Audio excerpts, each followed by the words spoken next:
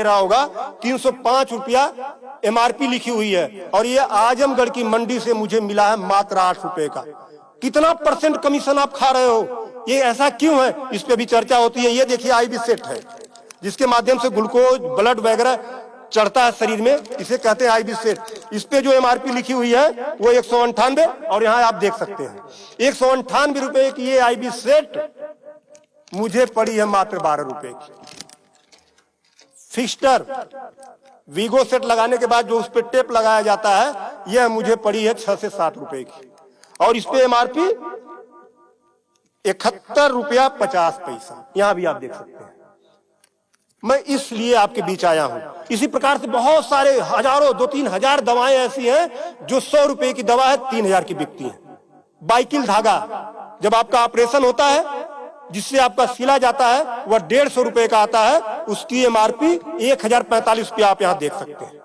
उसी प्रकार से लंग एक्सरसाइजर 150 रुपए का आता है जिसका प्रिंट रेट है 690 रुपया। बुखार में जो पैरासीटामॉल की जो बोतल आती छोटी सी वह 50 रुपए की आती है और उसकी एमआरपी यहां आप देखें एमआरपी 522 रुपया है। कमर की बेल्ट जो 100 रुपए की आती है उसे 500, 600, 700 रुपया प्रिंट। और तो और जब किसी की हड्डी टूटती है तो जो राड पड़ता है, राड अधिकतम रेट राड का 500 से लेके 1500 रुपया तक, अलग अलग वैरायटी है 500 से 15 तक, लेकिन आपको 5000 से 20,000 रुपया 25,000 रुपया चार्ज किया जाता है। आपके दिमाग में आ रहा होगा कि अरे भाई डॉक्टर लगा रहे हैं तो देखिए डॉक्टर जब आप अस्पताल में भर्ती होते हैं तो बेड चार्ज अलग, नर्सिंग चार्ज अलग, जांच की फीसें अलग, वो सब चीजें करने के बाद 1500 रुपए की चीज खरीद कर आप 20-20 हजार का बेच रहे हो। तब मैं आपके बीच कहने आया हूं कि साथियों उसी प्रकार से बहुत सारी दवाई हैं। 100 रुपए की दवा, एक दवा मैं देखा ला नहीं पाया उसको, 100 रुपए की दवा उसकी एमआरपी 2000 रुपया लिखी हुई थी। हजारों दवाइयां हैं आपके साथ, आपको लूटने का काम कर रहा है। मुद्दा ये नहीं है कि इस पे 305 का प्रिंट छपा हुआ है। मुद्दा ये है कि इसे छपने किसने दिया? जिसे हमने चुनकर भेजा क्या वो दलाली खा रहा है, कमीशन खा रहा है? 8 रुपए की चीज 305 रुपए का प्रिंट वो छपने क्यों दे रहा है? ये चोरी से थोड़ा ना बिक रही है, खुलेआम बिक रही है।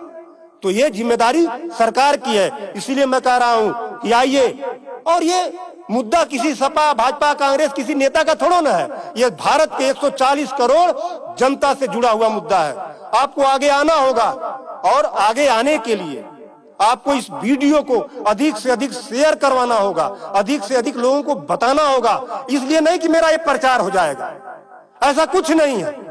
इस मुहिम को जब ये वीडियो शेयर होंगे, सोशल मीडिया एक ऐसा प्लेटफॉर्म है जिससे सरकारें हिल जाती हैं। आज मैं इस चीज को लेकर आया हूं, यह जनता से जुड़ा हुआ मुद्दा है। जब आप मेरी इस बात को, जनता की इस आवाज को अपने इलेक्ट्रॉनिक गैजेट्स के माध्यम से आगे बढ़ाने का काम करेंगे, निश्चित रूप से सरकारें डरेंगी। और मैं तो कहता हूं सरकारों को जनता से डरना चाहिए, जनता को सरकारों से नहीं डरना चाहिए। तब मैं आपके बीच कहने आया हूं कि आइए मेरे इस मुहिम को आगे बढ़ाएं।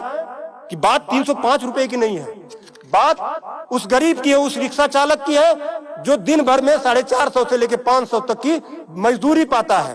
अगर उसकी तबीयत खराब हुई, वो बेहोश हो गया, उसके घर वाले किसी उसको अस्पताल लेकर जाते हैं तो 305 रुपया वो अस्पताल केवल वीगो का चार्ज कर लेगा, फिक्स्टर का 71 रुपया चार्ज कर लेगा और आईबी सेट का चार्ज कर लेगा।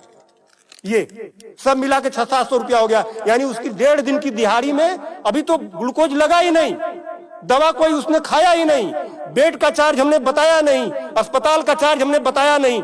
1.5 दिन की दिहाड़ी उसकी केवल इस 3 आइटम से चली गई। आगे की दवा कहां से आएगी? तब उसका बाप खेत बेचेगा, उसकी बीबी गहना बेचेगी। इस तरह का लूट खसोट। और मैं तो कहता हूं शर्म करो ऐसा करने वाले लोगों। 8 रुपए की चीज 305 की बेचते हो। आज आपके अस्पताल में अगर जो दाई है उसका वेतन 7,000 है, यानी प्रत्येक दिन 210 रुपया। अगर उसकी तबीयत खराब हुई, वो आप ही के अस्पताल में भर्ती होती है तो उसकी 3 दिन की दिहाड़ी केवल इन 3 चीजों की लग जाती है। कुछ तो शर्म करो, कुछ तो सोचो। स्वास्थ्य, शिक्षा, सेवा का क्षेत्र है, लेकिन आपने इसे लूट का अड्डा बना दिया है। सरकारों के मिली भगत से ऐसा हो रहा है। तो मेरा निवेदन है आप लोगों से कि इस वीडियो को अधिक से अधिक शेयर करें ताकि